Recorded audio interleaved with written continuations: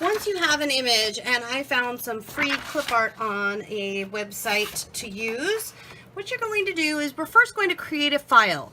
So in here in Scan, we're not going to use Direct Cut because we don't actually want to cut anything out. We want to scan to cut data, meaning we want to create a file. So I'm going to push this, and black and white, grayscale, that should be fine. We don't need color. If you need color, you would push this button and switch to color and start and let it scan on in.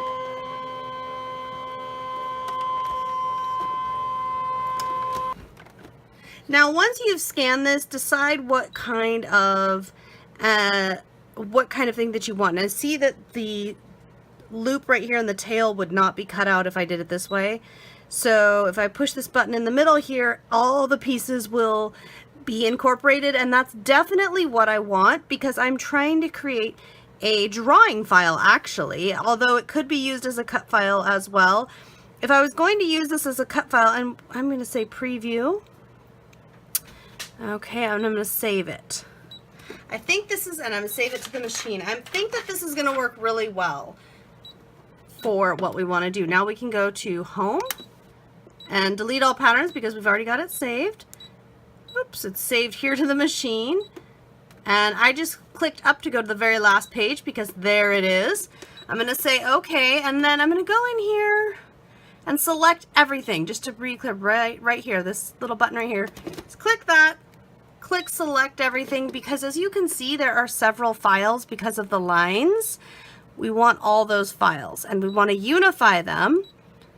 Unifying them means that I can move my unicorn all around. It also means I can make it larger. This is why I don't have to worry about what size it is. Is it the perfect size when I create this file? Now, if I was going to do a cut file, because there are going to be lines here and there and everywhere defining this unicorn, because of that, if I was going to want to cut this out, I would have saved it both ways as just an outline and with all the lines. As it is though, it looks like 11.5. Let's see. Can we get it any bigger? I don't think we can. Yep, that's the max size. So there we go. Now we are ready to say okay, and we're going to be drawing this. So we need to get out our drawing blade. Get out whatever pen that you want to do. You're going to insert it in the universal pen holder until it's touching down, and then you're just going to tighten it, and you can see the little grips here. This is a pretty skinny pen, and you're going to want to think about color. Now I'm doing kind of a light minty green because that is the color that the young lady receiving this, that actually requested this, that is the color that she wanted. Now move my machine down so you can see over here. It's over here, all set. And this is the great thing about the universal pen holders. Most of my pens will fit in there. All we're going to have to do now is get a piece of watercolor paper.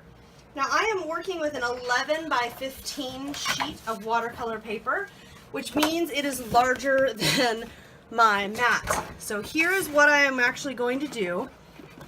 This is not necessarily recommended or anything, but this is what I'm going to do. I'm going to center it on here, and then I am pushing it ahead by about an inch and a half, so that it's about the same distance from the bottom, and now pressing it on here.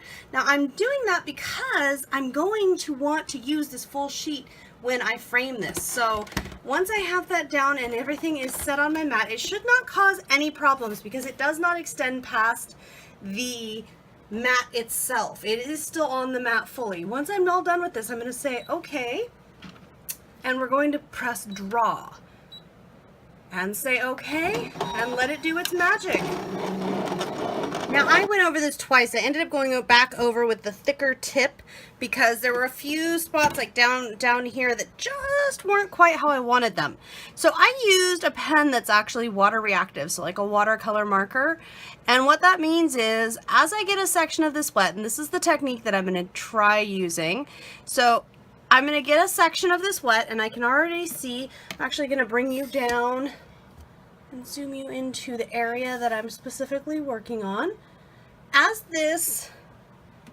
I add water, what's going to happen, oh, and be careful, you don't want to get water way outside, although if you get a little bit, honestly, do not stress it.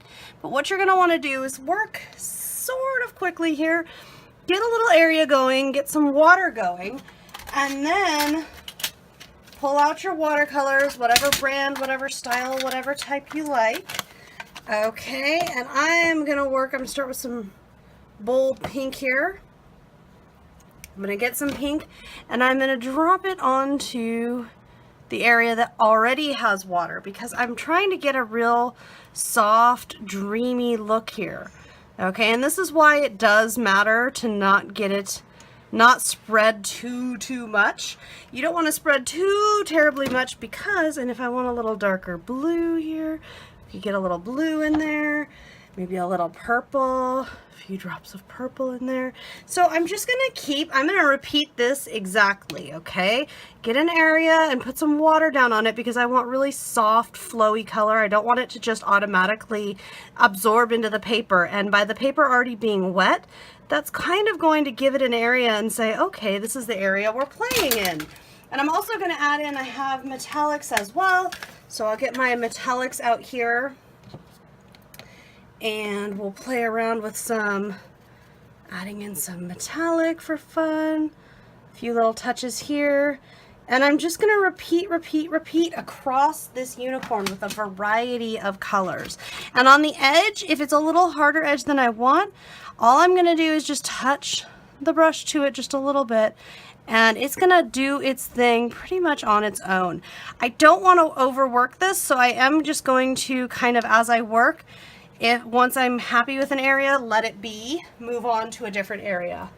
So as you can see, I've made quite a bit of progress. So all I've been doing is little bit by bit, and after, guys, I let it fully dry. And then I'm coming in here, and if there's like hard edges that I'm not a fan of, or spots that didn't dry the way I like, I just go in here and soften them up. Or if there's a little color, put a little color on my brush and add a little more color. The other thing that I can do with either gold or a color, I can load up my brush, okay, put a little extra water on here, and then just tap my brush to make little speckles appear. Now, if you don't like those speckles or you don't want them to be so pronounced, go in here again with a very wet brush, just kind of tap around and let things blend out a bit. I do recommend letting it dry regularly. That way you can really see what you've got and what you like.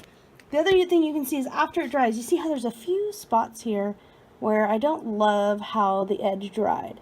So all I have to do is come in here, bring my brush, bring some water over it, and then just give it a second. And then come back over it. And what'll happen is I'll be able to soften the look of any edges that I don't love or that I think I want a little different. You see how I did that there? This is definitely a patience project if you want to be real particular. If you don't, you can totally just go for it, you know, and this is so much fun and I cannot wait. It's almost ready. As soon as it's dry, we can get it hung up in my daughter's room.